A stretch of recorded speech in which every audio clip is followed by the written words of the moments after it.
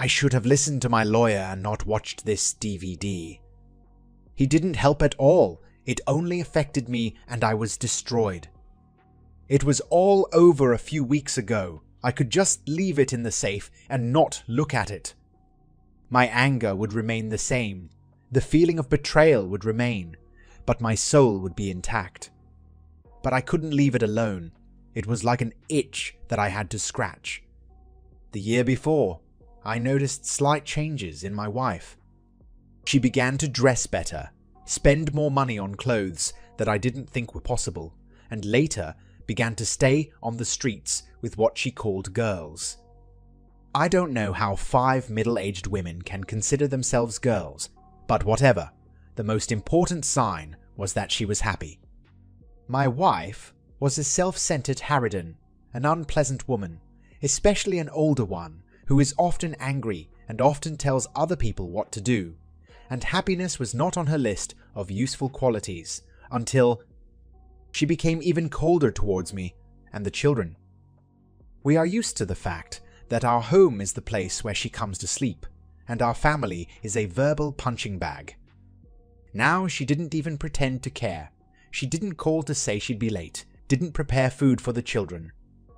After I received a printed Amazon gift card left on the dinner table for my birthday, and it didn't arrive until 11 that night, I decided enough was enough. When the children told her about our trip to Buca di Beppo for the celebration and asked why she didn't come, she hurried to put them to bed. Her face was red. You couldn't wait? You just couldn't wait for the weekend? Now I'm bad. Just damn wonderful. Dad is a damaged hero, again. I sat with the Shiner Bock in my hand and looked at her. You must be joking. We left the house only at 7. We've been waiting for you for an hour and a half. Have you even checked your messages? Your daughter called you 3 times, you know. Fuck you.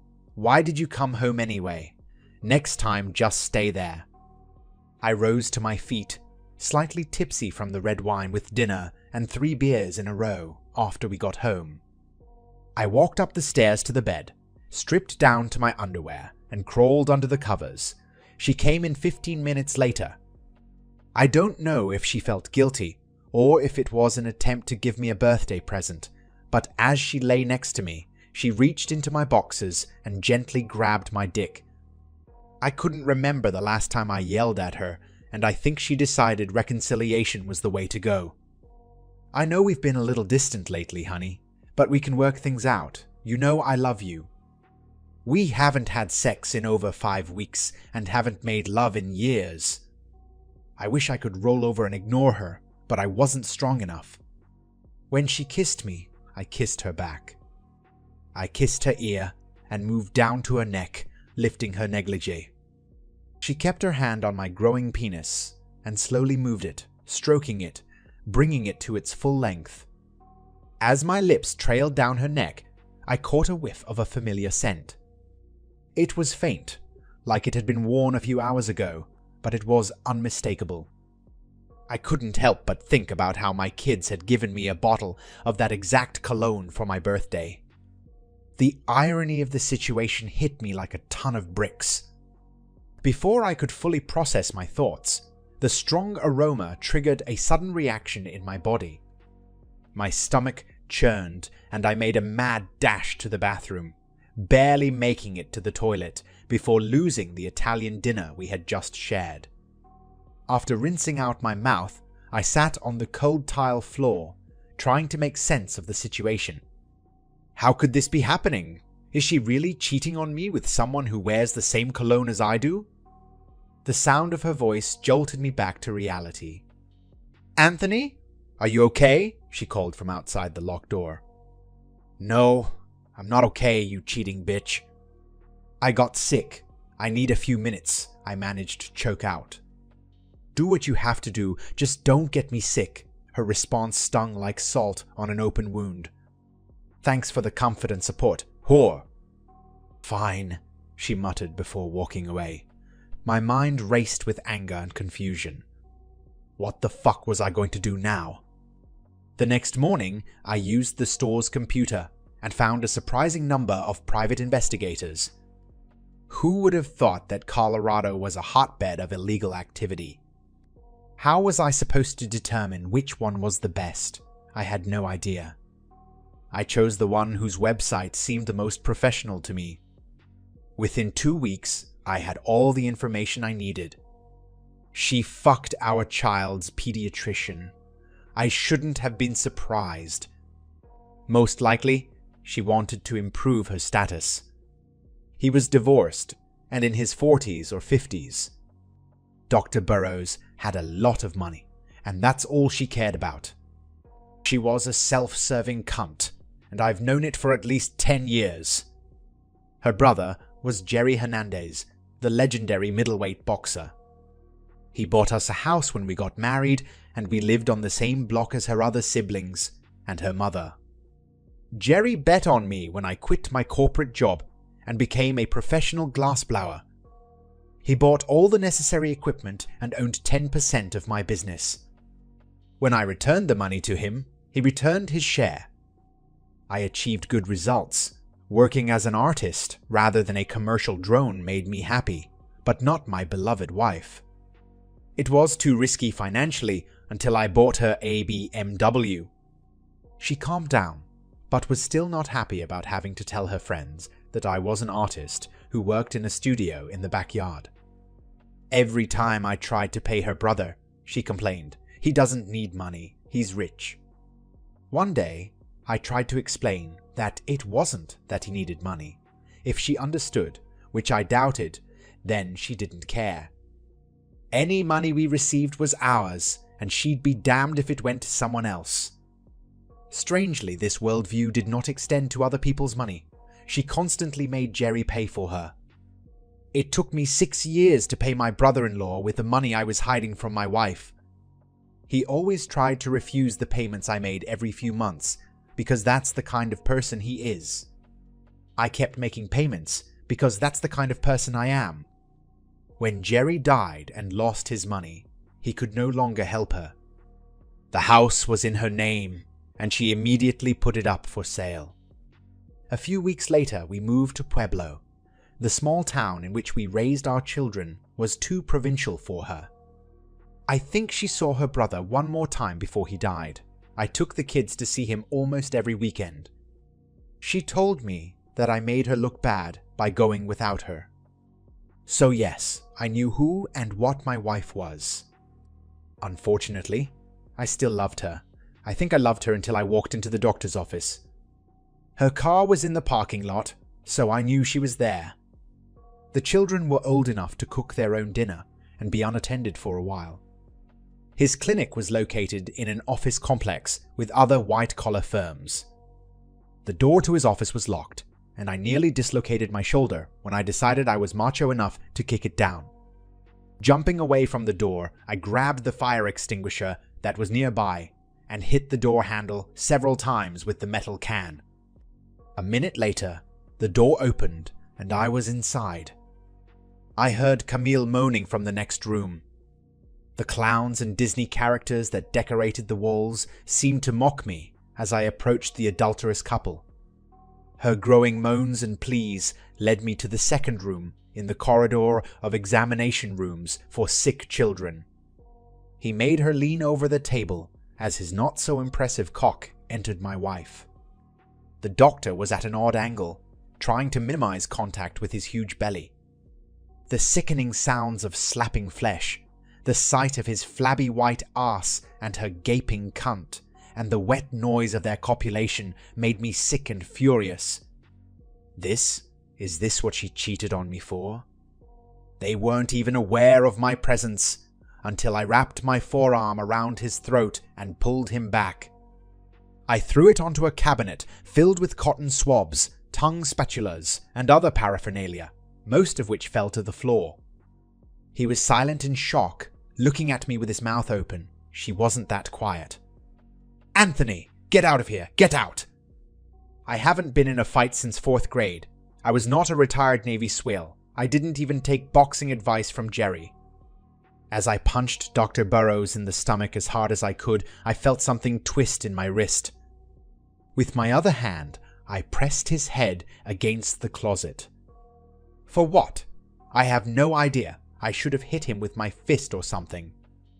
The bitch continued to scream. Get out! You're ruining everything! She started pounding my back, her fists probably being more effective than mine. I backhanded Burrows in the face and kicked him in the shin. I'm not much of a fighter. He covered himself as best he could. I think he was a lousy fighter too. Pulling myself together, I began to feel a pulsation in my hand and wrist. I looked around the trashed room. Equipment was scattered everywhere. I spat on the doctor and turned to my wife. Don't come home this time.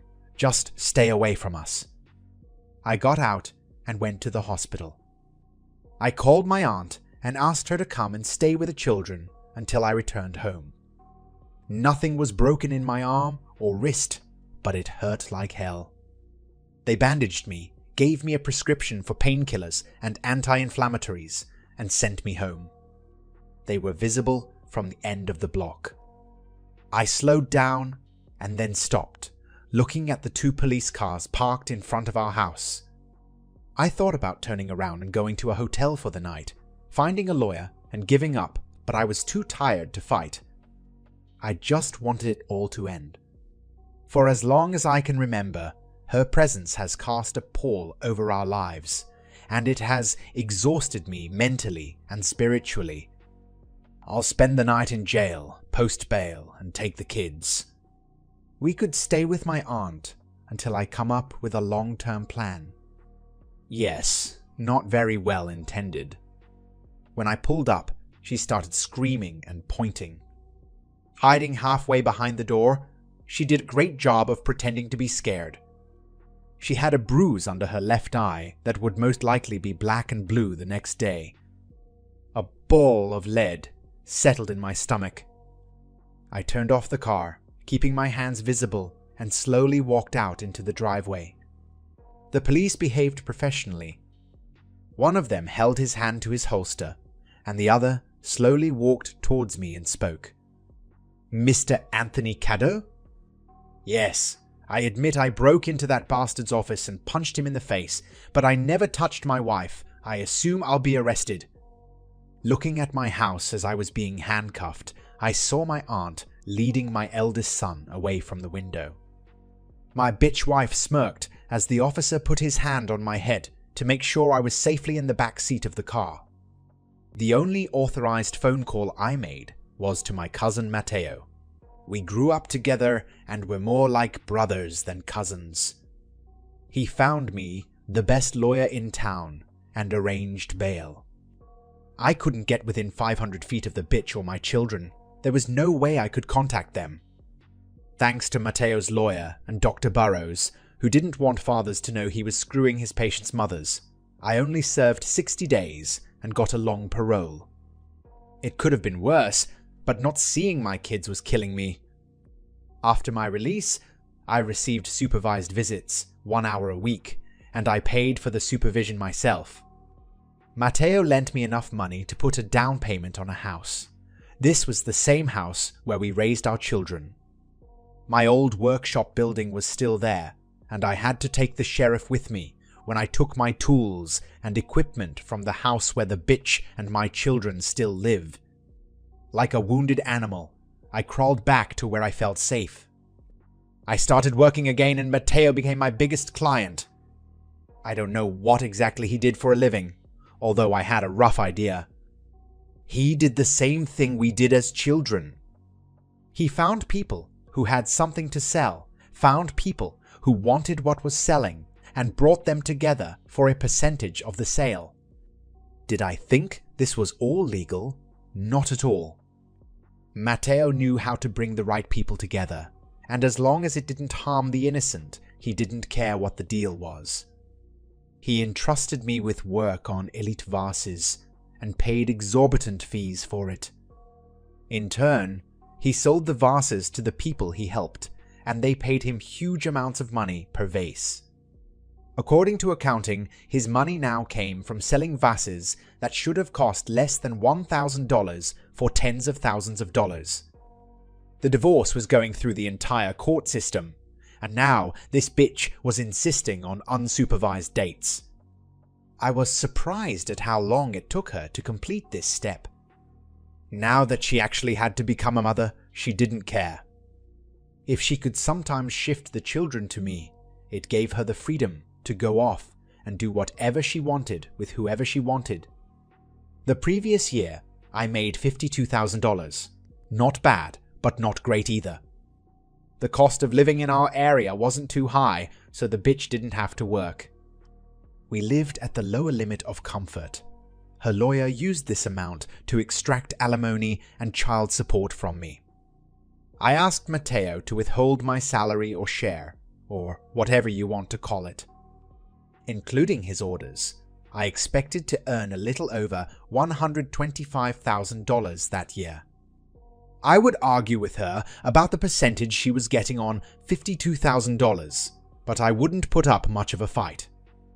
When the divorce was finalized, she sent me a long letter. I did not open the envelope, but it seemed to me that it must have contained at least 5 sheets of paper. I knew her, so I guessed what would be written in them. I was a failure, should have made more money, and overreacted to Dr. Burroughs' thorough medical examination. It was all my fault.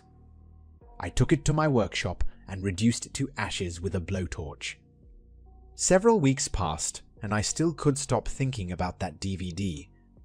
It was like Chinese water torture, always there, always knocking on the door of my consciousness.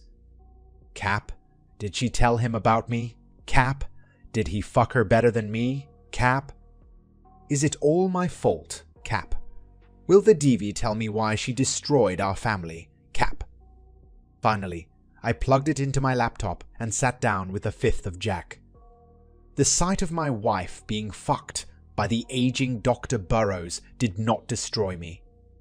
To be honest, it was a bit boring. Normal people don't fuck like porn stars. She sucked his dick. He inserted his not very impressive dick into her and came pretty quickly. End. What stole my life were her words. She married me because Jerry liked me. Her brother was her livelihood, and she wanted him to be happy. This bitch thought she was making a sacrifice for her brother. If she married me to make him happy, she shouldn't have any problem fucking me. It was depressing, but not heartbreaking. I cringed when she told the good doctor that I was not the biological father of any of our 3 children. It's strange, but the first thing that came to my mind was what kind of crazy woman thinks that such conversations in bed will help you find a new husband. The video was detailed enough that I could see him wince and a look of disgust flash across his face. I missed the next visit, not because he loved them less, but because he climbed into the bottle and began drinking all day long. A couple of weeks later, Matteo was on my porch. I looked like crap, but so did he. If hygiene had been the deciding factor, he would definitely have won. I stared at his bald head and pale skin for too long, and finally he spoke. "Will you invite me in?" "Oh yes, of course, sorry." I opened the door for him and looked for beer in the refrigerator. Handing him one bottle, I took one for myself, then thought and put mine back. "So, what are you doing here, Matteo?" "Nothing special. You haven't answered your calls for over 2 weeks. You didn't call anyone." "You missed a date with the kids. My mom is very angry about it, by the way, and you owe me 4 vases. You smell like a homeless person, and the house is a mess, but other than that, everything is fine." I sat down on the couch, and Matteo brushed some newspapers off his chair before sitting down as well. "Talk to me, Anthony. What's happening?" I took a deep breath, released the air, and began. Damn it, kids. "What about the children? Everything is all right with them." "They are not my children." "What the hell are you talking about? Who told you this?" "My cunt, ex-wife. This is on video from a private investigation." She told the doctor. I think this psychopath was bragging. My cousin's face was filled with anger and sadness. He paused before answering. She's a fucking slut. She's a pathetic, lying whore. If it had been in the trash can, I would have just gone over to close the lid. Fuck her. First, tests need to be done to see if she is telling the truth. You raised these children. You are more of a parent to them than she is. You need to get yourself in order. Shave, take a shower, eat something sensible, and we'll go talk to your lawyer. You need to seek full custody. Matteo may not have the most extensive vocabulary, but he was my cousin and best friend. While I was taking a shower, he cleaned up the house. He dragged my Weber grill to the front of the house and was already filling it with charcoal when I walked out onto the porch. Hey, you look human again. That's what we're going to do. We'll go to Pueblo to see a lawyer, and then we'll try to see your children. We need to get on the radar of CPS, or whoever the fuck decides custody and visitation arrangements. Then you'll fly with me back to Los Angeles. Barbara will be glad to see you. I will bring you back here for your next official visit. That's what we did. We spoke with a lawyer who promised to talk to the right people and mitigate any damage caused by my missing the appointment. Anthony, I need money, she stated firmly. I responded without hesitation. Find a job. Her retort was quick and dismissive. I have to look after the kids, idiot. I paused, taking a deep breath before responding. Find a part-time job then. But she refused to see reason. Be reasonable. It's just money. It's my hard-earned money, I snapped back angrily. You already have everything you're entitled to, a house, a car, and now you want more? I knew for a fact that Matteo's mother provided for the children as well. You won't get another damn cent from me. Matteo called out to me from the driveway, breaking the tense exchange between his parents. Anthony, let's go. He was right. Staying and talking to her was a waste of time. I turned around and left her standing there. It wasn't about her. It was about my children. We took them to the cinema and to dinner. They were happy to see Uncle Matteo, and we all went to my aunt's for dessert. Matteo took 3 pies, 4 gallons of ice cream, and a wad of money for his mother. I was not allowed to visit the children unattended, but how could I be guilty if I happened to be nearby when they were visiting their uncle? We were flying to Los Angeles when Matteo came back from the bathroom, sat down, and a small bottle of medicine fell out of his pocket. He was sweating, and his hand was shaking as he tried to lift it. I picked it up. Are you okay? Yes, just a little unwell. I read the label. What is Afinitor? Nothing. Just take it a couple of times a day, and I'll be fine for 72 hours. Seriously, no big deal. Don't tell Barb about this. I don't want her to worry. Fine, we'll pump you full of vitamin C. It'll kick his ass. Maybe matzo ball soup. He didn't look well, so I was glad to hear it was just the flu. This must have been the end of the illness, as he did not cough or sneeze. I was hoping it wasn't contagious, since we had just spent the day with my kids. We landed, grabbed our luggage, and headed to the parking lot.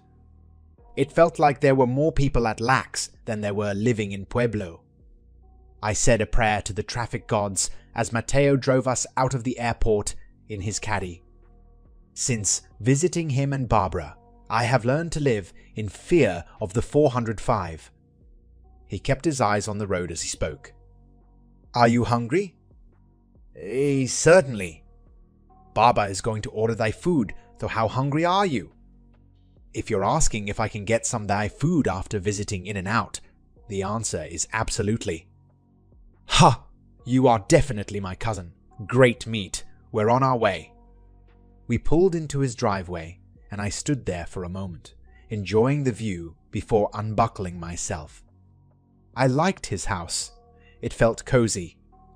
They didn't have children, so they didn't need a lot of space in the house. Everything was done in pastel colors that matched the stucco. They had 2 avocado trees, one in front and one in back. The first few years I visited them, I nearly jumped out of my skin when an avocado would fall and land on the metal roof above their enclosed porch. It was too perfect to walk into the backyard and pick a lemon from one tree and an avocado from another. 20 minutes later, you were sitting by the pool with the world's freshest guacamole. Barbara met us at the door, a tall, slender woman. She made their house a home. She was born and raised in California, but she reminded me of the stereotypical Southern belle. Barb was the epitome of graciousness and comfort. After kissing Matteo, she came over and hugged me. She said quietly in my ear, "I'm so sorry, Anthony. You don't deserve any of this." Stepping back and holding my shoulders at arm's length, she brushed her blonde hair out of her face and looked into my eyes. "Matteo missed you. Me too. We're happy you're here. If you ever need it, this is your home. You are always welcome." Dropping her hands, she began to turn, but then looked back. Looking at me again, she frowned and turned to her husband. "You idiots stayed at the inn and out, didn't you?" Matteo laughed. "Don't blame me," he cried about it the entire flight. In the end, I had to give in. Barb laughed too, and we sat and poked around while she enjoyed pad see ew and chicken satay. After dinner, we started talking. Barb asked about my new, once-old house. We talked about her mother-in-law, which led to a conversation about children. Seeing how this affected me, she tried to switch the conversation to something more mundane, movies, current events, and so on, in order to maintain the conversation without plunging me into dreary melancholy. I smiled, appreciating her efforts. Matteo is lucky. He hit the marriage jackpot, while my marriage was a loser from the start. "It's okay, Barb. It hurts, but there's no point in running away from it." "Yes, she set me up and I spent time in jail.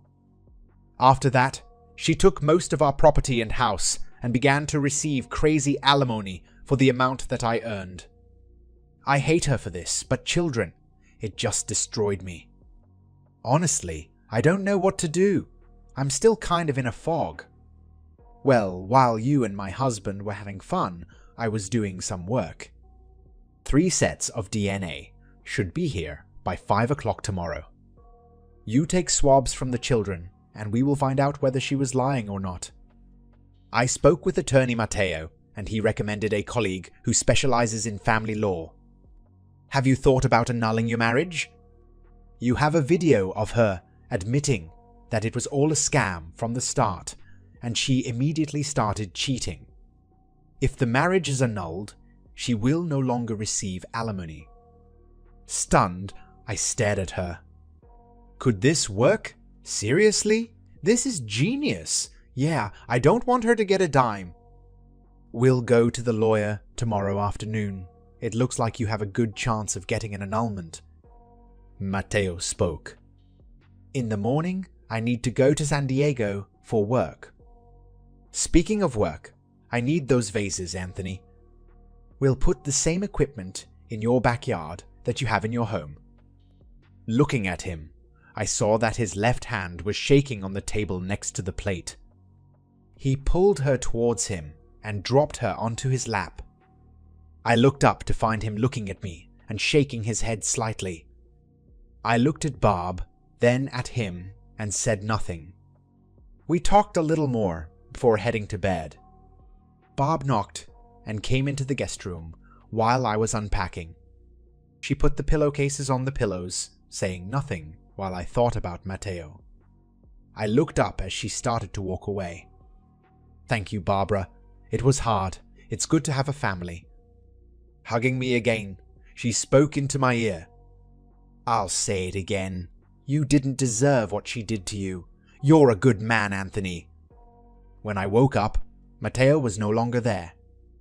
Angry at myself for not talking to him before he left, I showered and grabbed granola and soy milk for breakfast. Bob and my cousin fit the California stereotype perfectly. I was hoping we wouldn't have tow for dinner. He was right. A duplicate of all my equipment was in a new large shed in the backyard. I worked until about noon, when Barbara arrived with lemonade. She was wearing a light blue sundress with a yellow belt.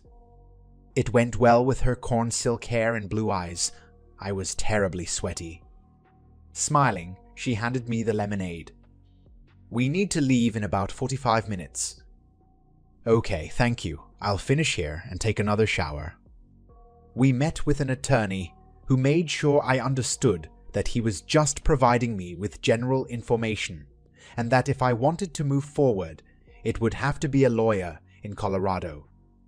He asked a lot of questions, and I gave him as many answers as I could. He confirmed that my case looked good, and I was happy for the first time in a long time. Bob tried to pay, but I refused. I had a decent amount of money that was sitting with Mateo until I needed it. I paid for the consultation, and we had lunch before heading home. It was seafood, not tofu. She noticed my improved mood, and we sat for almost 2 hours, talking about old times and laughing at jokes from Mateo's and my childhood. He called and said he had to stay the night. I walked out to the pool when Bob hung up and called him.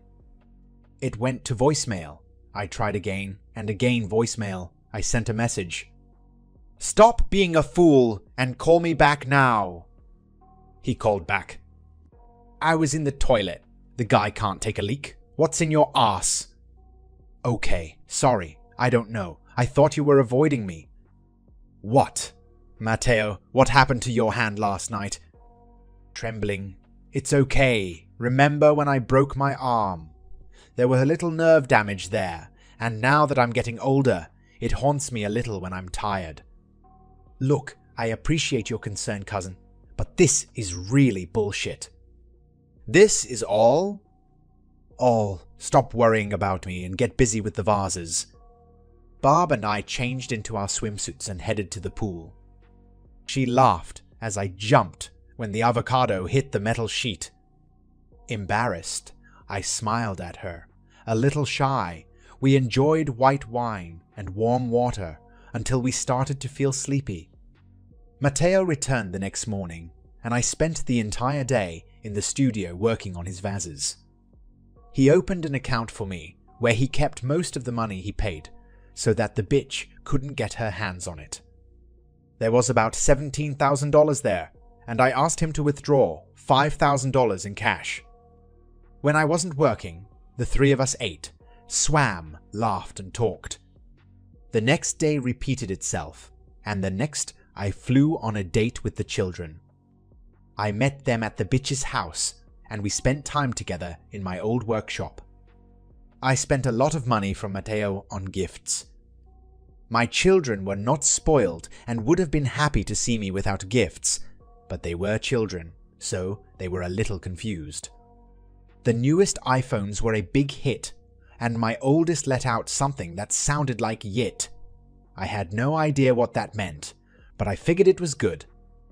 The social worker told me this would be the last week of supervised visits, and my time was increased to 4 hours every Saturday. After 60 days, this time will be reviewed and possibly extended. She always maintained an aura of professionalism, while also being a sweet lady. I always brought lunch for the kids, and a sandwich or something for her. The first few times she refused, but the more she got to know my ex-wife, the more she warmed up to me. The social worker watched me closely as I told the kids that I had bought us all memberships to Ancestry. They didn't ask questions while I swabbed their DNA. When I finished, she frowned and stopped me as I approached the workshop door. "Is there anything I should worry about, Mr. Caddo?" "Don't think. Why should you worry? The kids had a great time." "Did you see something that I didn't?" "Mr. Caddo, isn't one DNA test enough? You know what children are like. If one of them has one, they all want one." "I see them once a week. I didn't want jealousy to arise. Yes. Fine. You have my business card. Please call me if you decide there is something we need to discuss. Necessarily. Have a nice week. As I was getting into the car, a bitch ran down the steps from the house. Anthony, do not leave. She came up to me when I was getting into the car and held the door. Listen, I need to get some money. The kids need clothes, and we have a problem with the boiler. The boiler is under warranty. Call them to come. Next week, the children will be with me for 4 hours. I'll take them shopping. Anthony, honey, can't you just help me? Listen, I'm not your husband anymore, and I'm definitely not your friend. Do you need money? Get off your ass and get a job? Do you want someone to give you things? Find another sucker. I need to go. Get your hands off my car. What about your children, you selfish freak? I sat and got mad, taking my eyes off the steering wheel. I stared at her. Mine? What? Did you say my children? Fear showed on her face. I knew her. It was not the fear that I would find out. It was not the fear of being disgraced. It was the fear of losing alimony. She let go of the car door. I slammed it and got out of the car. While sitting at the airport waiting for my flight back to Los Angeles, I called my neighbor Jennifer Cruz. Hi, Jennifer. This is Anthony. Hello, Wanderer. How are you doing? Okay, thank you. Listen, I'm going to be in Los Angeles for a while. Can you do me a favor and pick up the mail and keep an eye on the house? Certainly. Hey, can you make those little glass things that people put in their windows and they refract the light? Yes, I can make them. What? Do you need some? No. I heard that the woman from the council, Camberley, wants to order 100 of them for Christmas for her main sponsors. I thought you could give them your information and get your foot in the door. Jennifer, how do you know all this? You know, I keep my ears open. Okay, thanks for warning me and keeping an eye on this place. I'll be back next week. Mrs. Cruz had a heart of gold, but she was a gossip on steroids. She always knew what was going on in everyone's affairs. Barb cooked dinner for me, and Mateo came to pick me up. On weekends, the traffic was less severe, and we enjoyed the trip. He spoke, changing lanes from one lane to another. Hey, I need a favor. Certainly, name her. I need to meet with a few people tomorrow night about a deal, but Barbara has a charity event coming up that she needs to attend. I just found out about the meeting today and I can't refuse it. Can you take her? Yes, of course. I think so. Is this formal? Yes. You can have my tuxedo. The tuxedo? Seriously? This doesn't seem like the event is for me. You can handle it. Just stay with Barb and let her tell you everything. Okay, of course. That evening we had dinner together, played cards, and went to bed. The next day, I returned to work on the vases, finishing at 2 p.m. Mateo's tuxedo fit me as if it had been made especially for me. When I left my room, my cousin gave me a wolf whistle. Barbara patted him on the shoulder. You look very good, Anthony. Are you ready to go? She was stunning, wearing a tight red dress. Her slender curves were highlighted and put on full display. I've seen her in a swimsuit countless times, but this was somehow different. I froze in place for a minute, and Matteo laughed. That's why you're coming, Ent. You can drive away all the lonely guys. Feel free to take your baton with you. Sorry, it was awkward. Barbara, you look amazing. She blushed, kissed her husband, and we left. The journey took 45 minutes. I kept looking back at Barbara and feeling guilty. I hadn't been with a woman in a very long time, and I clearly needed to change that as soon as possible. It was definitely an upscale event, and I was grateful I wasn't wearing one of my suits. I noticed the looks Barbara and I received as we entered the room, and then the looks from everyone else at our table as we sat down. Jealousy, pride, and shame waged a fierce battle in my soul, and there was no winner. We introduced ourselves to the people at our table, ordered our dinner, praying it wasn't the proverbial rubber chicken from the catering business, and headed to the dance floor. After Janelle Monáe's Make Me Feel and 2 slow dances, I had to make some space between us before she sensed my heat, and again I felt like an ass. We made a few silent bids at auctions to support pitbull rescues, and she took my hand. "Anthony, talk to me." She led me to an empty table at the back of the room. We sat down, and she looked around the room for a moment, trying to collect her thoughts. "You are his best friend. He loves you like a brother. Tell me, do you think Matteo is okay?" What should I have said? I felt like by saying something, I would be breaking an unspoken trust. Apparently, she noticed my indecisiveness.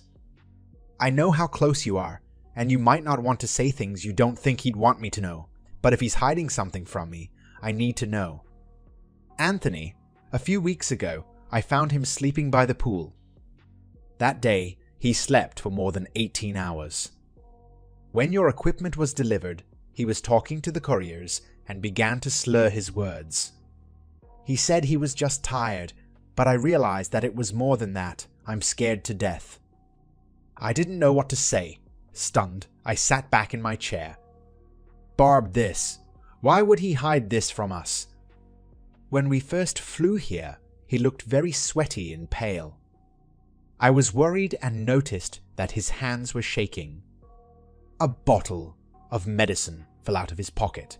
He said he had the flu. A few days ago at dinner, his hand was shaking so badly that he put it under the table so you couldn't see. This is believed to be nerve damage after he broke his arm. Did you see the label on the bottle? Do you know what kind of medicine it was or who prescribed it?"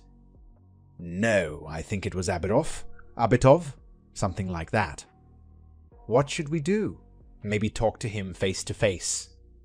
Barb responded, holding back tears. "Let me clear this up a little bit first." She took my hand again. "Thank you, Anthony. Do you mind if we skip dinner?" "Maybe we can stop at In-N-Out on the way home?" I joked with her, but there was some naturalness in the words home that frightened me. This was not my home. This was their home. My home was in Colorado. She stood up, hugged me, and we left. We walked through the door with in and out bags, and Matteo was lying where we left him. Did he go to the meeting? Barbara walked up to him and took his hand in her left. She stroked it with her right hand. "Cute, Matteo." Blinking slowly, he looked at us both and smiled. "Are you back so soon? Did you bring me hamburgers and fries?" A terrible sadness settled in my stomach, and I didn't know why. It was a feeling of horror, and I could not believe myself that I could speak for even a minute.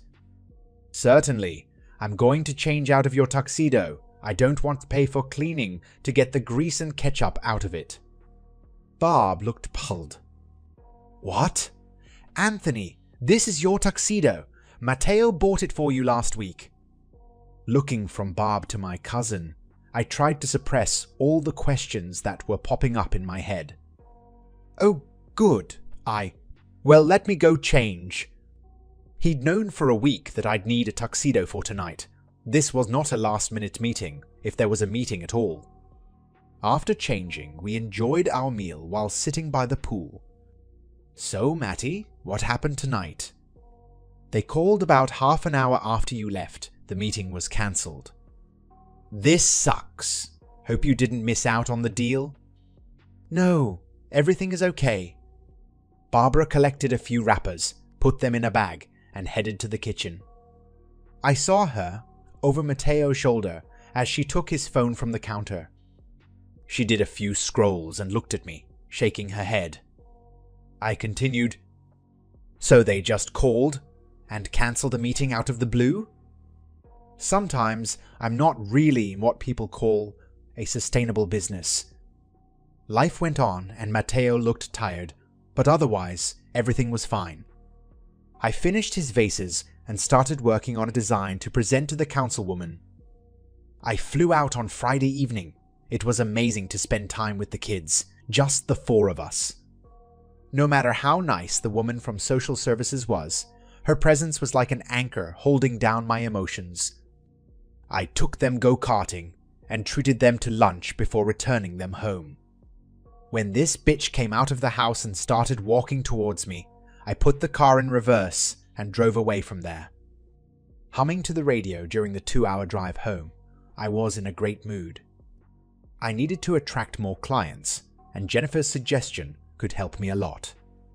I needed to get the results of the DNA tests, but that was due on Monday. I needed to find out what could be done about an annulment, and on Monday morning I had an appointment with the same lawyer who handled my divorce. I desperately needed to get laid before I embarrassed myself in front of Barbara again. I spent Sunday working on samples for the Women's Council and making a few extra pieces for Jennifer as a thank you. Early in the evening, she came to my house with the mail, and we sat on the porch and chatted. She spoke softly but sternly as the two children approached with the cart. "Be more gentle."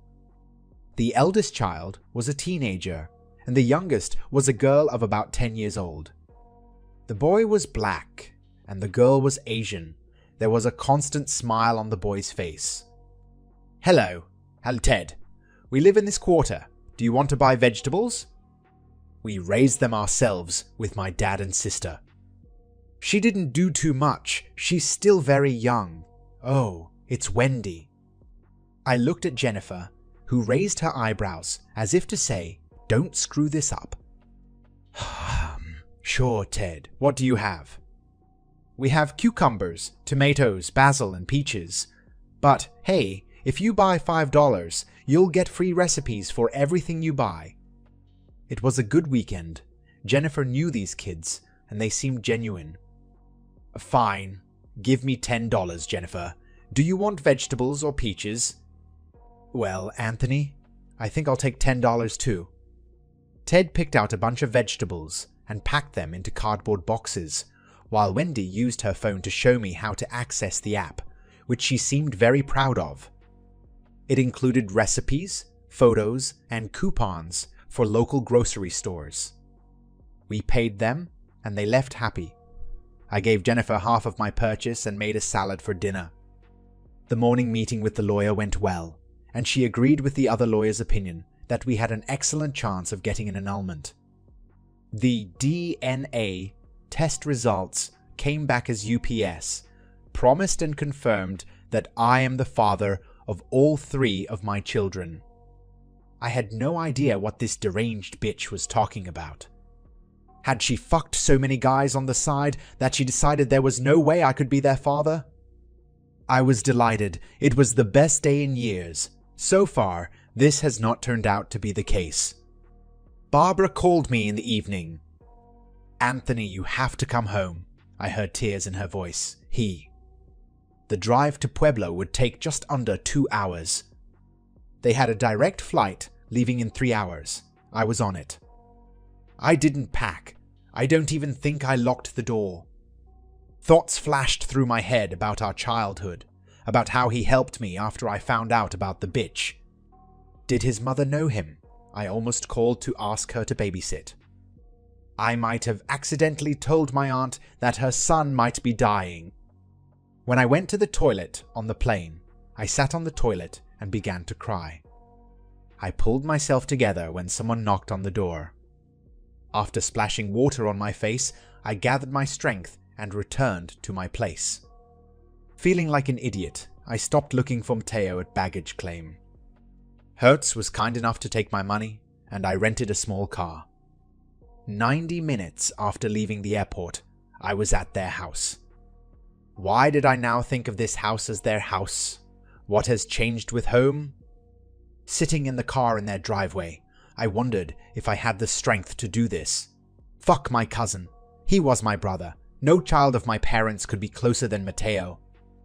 Getting out of the car, I went to the door. Barbara looked both terrible and wonderful. when she answered my knock. She pulled me to her and hugged me, crying on my chest. Matteo was sitting on the sofa. "Hey, I'm still alive, friends. Maybe that's enough tears for a while?" I must have started crying because I sat down in the chair and just watched him for a while. Finally, he turned to me, indignant. "Maybe enough. You're annoying me to death." I continued to watch him.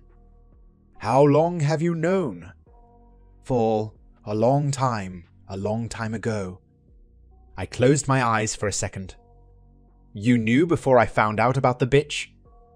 "Yes, I'm not going to apologize for this." "Matteo, why didn't you say anything?" "You were there for me when I needed you and robbed me of the opportunity to be there for you. If things go badly, I'll have to live with it." "Okay, I understand what you're getting at, but the difference is that I could do something for you. Nobody can do anything for me." I was wrong. I didn't scream. With difficulty restraining myself, I asked a question to which I did not want to receive an answer. "How much more?" "Probably less than 90 days. 90 days. I had less than 3 months left with a man for whom I was ready to take a bullet." "What can I do?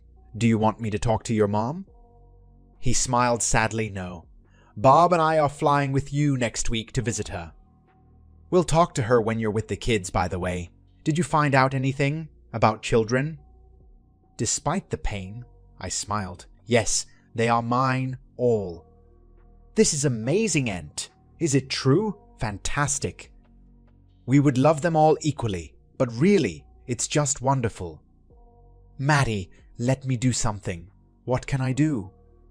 "It's very selfish, but what the fuck, right? I might as well move all my pieces to the center. If you could spend as much time with us as possible, not including time with the kids, it would mean a lot. I'm a little scared, Aunt, and it's always been just the two of us against the world, you know." I seemed far from screaming. "I'm not going anywhere. Maybe I'll offer this bitch money to take the kids to the airport so they can visit their aunt and uncle for a couple of weekends." His tumor was inoperable. We have spent the last months trying to make him as happy and comfortable as possible. He showed me where his money was so I could give it to Barbara when he was gone. Not in the figurative sense of giving me access to hidden accounts. He literally showed me his money. He buried bar after bar of gold on a property he owned outside of Ontario in the desert. My ex-wife called a few weeks after I found out about Matteo's tumor. It was a strange conversation, and I felt like I was talking to a person in a capsule. "Anthony, please don't hang up. I'm not asking for me. I just want information." At least she took a new approach. "Okay, what do you want to know?" "I need to learn about skateboarding. I need to be closer to our children, and that's all Jimmy talks about." I didn't know what to answer. Was she trying to prank me? "Why do you care?" "Look, I'm trying, okay? I'm trying. I know the kids always preferred you, but I thought I was at least somewhere in their hearts. Dad was always number one, but I thought I was at least a strong number two. Please, no obscene jokes. I was wrong. They don't know me, don't like me, and don't even care that they don't love me. I don't blame them or you. It's not easy, you know. I know I wasn't what I could have been, but I want to be better." "Anthony, are you still here?" "Yeah, sorry. I was just confused for a second." "Listen, let me think about it and call you back tomorrow." "Okay, Anthony. Thank you." "Fine. I'm glad you called, Camilla." It was just weird. I've compiled basic information about what our kids like, including links to YouTube, local skateboard, camping, and comic shops, as well as Amazon links to textbooks for each activity. The next day, we spoke politely, and I emailed her the information. 2 weeks later, Aunt Sylvie moved in with us. I insisted that she take the guest room while I set up a futon in the workshop in the backyard. I worked half a day, Jennifer still looked after the house for me and mailed packages for Matteo. She knew us when we were boys, and she was at school. She remembered his love for Chile Verde and sent several packages weekly. They came in triple-sealed Tupperware packaging for same-day delivery. I don't know how much it cost her, but when Matteo barely ate other food, he ate every ounce of what she sent. When I returned to Pueblo, I spoke with my lawyer. It turned out that, having been married for almost 2 decades and being the father of her 3 children, it was practically impossible to annul the marriage. If I wasn't a father, it would be a completely different story. I was fine with that. Paying her child support for 3 years was worth it to have the children as mine. The kids and I were about to leave for Los Angeles when Camille stopped me at the door. "Children, wait in the car. Your dad will be out now." Whether they liked her or not, they obeyed. She turned to me, silently looking at the floor. "Camilla, I need to go." She raised her hand to touch me, stopped, and lowered it again. "You know better than anyone that I'm not the best cook, but wait a second." She took a large box and handed it to me. "Remember when we were children and there were 7 or 8 of us? We went to Sweeney's and chipped in some money and bought a couple of peanut butter pies and a Coke. Matteo adored them. Mine is probably really bad, but give it to him anyway. Tell him I tried, okay?" I forgot about it. I completely forgot about a lot of things about Camilla. I think I needed it to survive. She was right. He loved them. "I'm sure he'll be delighted. That was nice of you. Anthony, I'm sorry for all." "Fine. I appreciate your words." "Have a good flight." What the hell just happened? Who is this man? Matteo enjoyed interacting with the children and even ate some pie. He found it hard to believe that there was no ulterior motive in her behavior, but he wasn't going to look into the mouth of the gifted pie. After questioning the children lightly, he was convinced that she was really trying. There was a thaw in their emotions towards her, which I guess was a positive thing. He asked me to accompany Bob to another charity event. It was a circus for terminally ill children. Barbara was on the board of directors, and he insisted that she go. "Ent, she needs to go out. Try to make her smile. Just a few hours." This time, I didn't have to wear a tuxedo. We really had fun and even had time to laugh. I felt guilty every time this happened, thinking about Matteo at home and the poor children around us. The event took place at an animal sanctuary, and there were a lot of people there. Everyone seemed to know and love Barbara, including most single men. She talked to everyone who interacted with her, including most single men. This was more annoying than it should have been. Matteo began to feel the need for equipment to renovate his home. I don't know what repairs he was thinking about while spending most of his time in bed, but he sent Barbara to get what he needed and asked me to go and help carry it. We were walking down the aisle at Loe's when he asked me without turning to look at me, "Does he think he's playing subtly?" I laughed. "I really hope not. How much do you want to bet that he'll say we bought the wrong thing and we should go to Home Depot? Maybe he'll insist that we eat lunch while we're gone." She laughed in response. We found the things we needed and headed out. We were already driving home when she addressed the elephant in the room. "Anthony, you know that I care about you, right? But this..." "I know he is a good man." Matteo tries to the last to do everything right. "Let's make him happy and continue to do his little missions, and when this is all over, I'll go back to Colorado." She paused for a minute before responding with a soft, sad, 2-syllable answer. "He died 3 weeks later." I stayed for a week, trying to help Barbara. If I had not done this, I would have lost myself in grief. Aunt Sylvie stayed another week, and then went home. We all promised to meet regularly, but nothing came of it. 6 months after his death, I received a package in the mail. It included an itinerary with a ticket for a 2-week cruise and a DVD.